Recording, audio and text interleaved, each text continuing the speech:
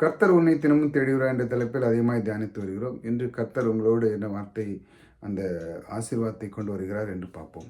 தேவனே உமது ஜனத்தை ரட்சித்து உமது சுதந்திரத்தை ஆசீர்வதியும், அவர்களை போஜித்து அவர்களை என்றென்றைக்கும் உயர்த்தியலும். சங்கீதம் 28:9. சங்கீதக்காரன் இந்த வார்த்தை தேவனை நோக்கி சொல்கிற இந்த வார்த்தை, அவர் சொல்லுற உமது ஜனத்தை ரட்சிகளும், அதாவது நம்முடைய குடும்பத்திலுள்ள எல்லா பேரையும் தேவன் நம்மளை ரட்சித்து நம்மளை வழிநடத்துகிறார்.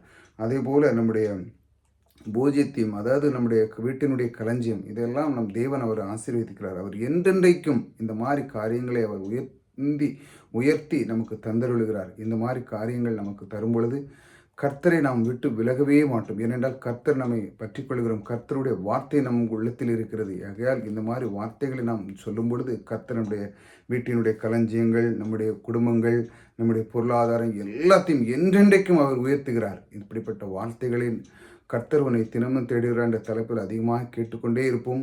நம்முடைய இதயத்தை பலப்படுத்தி கர்த்தருக்குள்ளே மகிமையாய் நாம் சேர்ப்போம். கர்த்தர் நம்மளை எப்பொழுதும் கூட இருந்து நம்முடைய வாழ்க்கையில் ஒரு குறைவில்லாமல் அவர் ஆசீர்வதிப்பார்.